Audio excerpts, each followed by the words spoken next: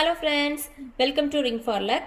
இன்னைக்கு நாம பார்க்க போகிறது கிருஷ்ண ஜெயந்தி ஸ்பெஷல் பால் பாயசம், உன்னியப்பம், அவல் லட்டு, தட்டை. எப்படி செய்யலாங்கிறத பார்க்கலாம். உன்னியப்பம் அது செய்ய தேவையான பொருட்கள்: 2 கப் அரிசி மாவு, 1/2 கப் கோதுமை மாவு, 1 கப் சர்க்கரை, 1 பிஞ்ச் உப்பு, 1/4 டீஸ்பூன் சோடா உப்பு, 1/2 டீஸ்பூன் ஏலக்காய் தூள், 2 பழம், தேவையான அளவு நெய். பழம் வந்து நல்லா பழுத்த பழமாக எடுத்துக்கோங்க. ஃபஸ்ட்டு சர்க்கரை பாகுக்கு சர்க்கரை, அதுக்கப்புறமா கொஞ்சமாக தண்ணி ஊற்றிக்கலாம்.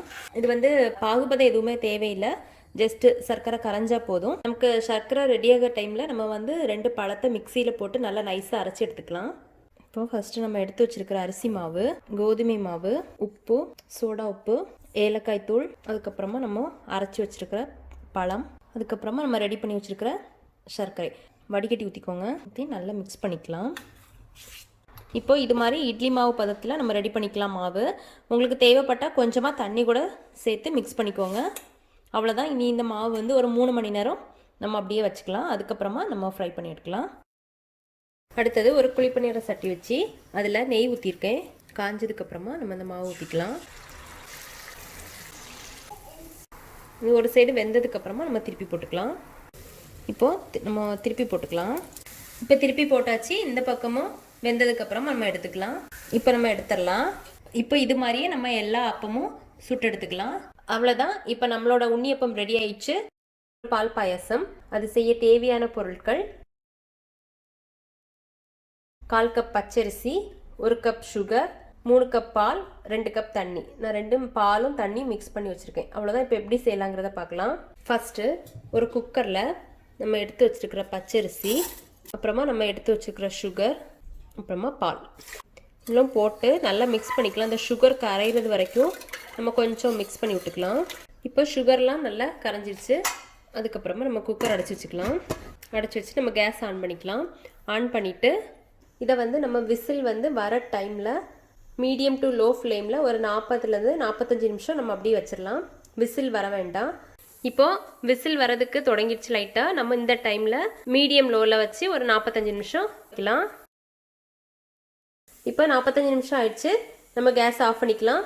ஆஃப் பண்ணிவிட்டு ஒரு 1 மணி நேரம் அப்படியே வச்சுக்கலாம். அதுக்கப்புறம் நம்ம குக்கரை ஓப்பன் பண்ணி பார்க்கலாம். இப்போது 1 மணி நேரம் ஆயிடுச்சு. நம்ம குக்கரை ஓப்பன் பண்ணி பார்க்கலாம். இப்போ பாயசம் ரெடி ஆயிடுச்சு. நம்ம இதை வந்து ஒரு பவுலில் மாற்றிக்கலாம். அவ்வளோதான். இப்போ நம்மளோட அம்பலப்பழ பால் பாயசம் ரெடி ஆயிடுச்சு. தட்டை அது செய்ய தேவையான பொருட்கள்: 2 கப் அரிசி மாவு, 2 டேபிள் ஸ்பூன் உளுந்து, 1 டேபிள் ஸ்பூன் பட்டர், 1/2 டீஸ்பூன் பெருங்காயத்தூள், 1 டேபிள் ஸ்பூன் கடலைப்பருப்பு. அதை எடுத்து ஒரு 1/2 மணி நேரத்துக்கு முன்னாடியே தண்ணியில் ஊற வச்சு வச்சுருக்கேன். 1 டீஸ்பூன் எள்ளு, 1 டீஸ்பூன் மிளகாய்த்தூள், கொஞ்சமாக கருவேப்பிலை எடுத்து குட்டி குட்டியாக கட் பண்ணி வச்சுருக்கேன். தேவையான அளவு உப்பு, பொரிப்பதற்கு தேவையான எண்ணெய். இவ்வளோதான். இப்போ எப்படி செய்யலாங்கிறத பார்க்கலாம். இப்போ ஃபஸ்ட்டு நம்ம எடுத்து வச்சுருக்கிற உளுந்தை வறுத்துக்கலாம். நல்லெல்லாம் வறுக்க வேண்டாம், கலர் எதுவும் மாற வேண்டாம், லைட்டாக வறுத்துக்கலாம்.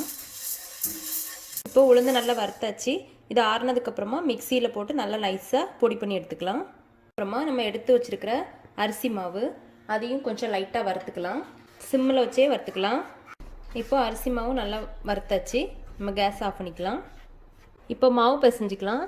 அதுக்கு ஃபஸ்ட்டு அரிசி மாவு, அதுக்கப்புறமா நம்ம பொடிச்சு வச்சுருக்கிற உளுந்த மாவை சலிச்சு போட்டுக்கலாம். தேவையான அளவு உப்பு, மிளகாய்த்தூள், எள்ளு, கறிவேப்பிலை, பட்டர், அதுக்கப்புறமா நம்ம ஊற வச்சுருக்கிற கடலைப்பருப்பு இதெல்லாம் ஃபஸ்ட்டு கொஞ்சம் மிக்ஸ் பண்ணிக்கலாம். பெருங்காயத்தூள், அதுக்கப்புறமா கொஞ்சம் கொஞ்சமாக தண்ணி ஊற்றி மாவு பிசைஞ்சு வச்சுக்கலாம். இப்போ மாவு பிசைஞ்சாச்சு. அதுக்கப்புறமா இதில் வந்து ஒரு 1 டேபிள் ஸ்பூன் சூடு எண்ணெயை ஊற்றிக்கலாம். ஊற்றி நல்லா மிக்ஸ் பண்ணிக்கலாம். இப்போ அவ்வளோதான். மாவு ரெடி பண்ணியாச்சு. அதுக்கப்புறமா நம்ம இதில் வந்து குட்டி குட்டி உருண்டையாக எடுத்து உருட்டி வச்சுக்கலாம். இது மாதிரி எல்லாமே நம்ம உருட்டி வச்சாச்சு. அடுத்தது இது மாதிரி ஒரு பிளாஸ்டிக் பேக் எடுத்துக்கலாம். அதில் ஃபுல்லாக எண்ணெய் தேய்ச்சிக்கலாம். அதுக்கப்புறமா நம்ம ரெடி பண்ணி வச்சுருக்கிற உருண்டை எடுத்து 2 இப்படி வச்சுக்கலாம், கேப் போட்டு. அதுக்கப்புறம் இதை க்ளோஸ் பண்ணிவிட்டு இந்த மாதிரி ஒரு கிண்ணம் இல்லைன்னா கிளாஸ் எடுத்து இதுக்கு மேலே வச்சு இப்படியே ப்ரெஸ் பண்ணிக்கலாம்.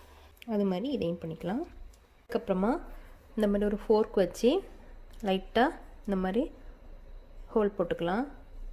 இந்த மாதிரி பண்ணிங்கன்னா உங்களுக்கு வந்து எண்ணெயில் போட்டு ஃப்ரை பண்ணும்போது பூரி மாதிரி நல்லா உப்பி வராது. இப்போ இது ரெடி பண்ணியாச்சு. அதுக்கப்புறமா எண்ணெய் காஞ்சதுக்கப்புறம் நம்ம இதை போட்டு ஃப்ரை பண்ணி எடுத்துக்கலாம். இது மாதிரி எல்லாமே ரெடி பண்ணி வச்சுக்கலாம். எண்ணெய் காஞ்சிருச்சு, நம்ம ஒன்று ஒன்றா போட்டு ஃப்ரை பண்ணி எடுத்துக்கலாம்.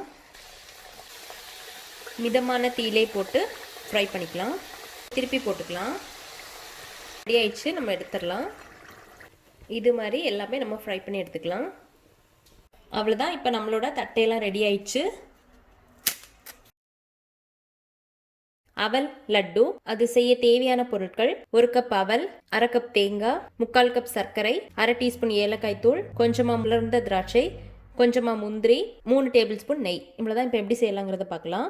ஃபஸ்ட்டு ஒரு 1 டேபிள் ஸ்பூன் நெய் ஊற்றிக்கலாம். அதில் நம்ம எடுத்து வச்சுருக்கிற முந்திரி, திராட்சை இது ரெண்டும் போட்டு ஃபஸ்ட்டு ஃப்ரை பண்ணி எடுத்துக்கலாம். இது ஃப்ரை ஆயிடுச்சு, நம்ம இப்போ இதை மாற்றிக்கலாம்.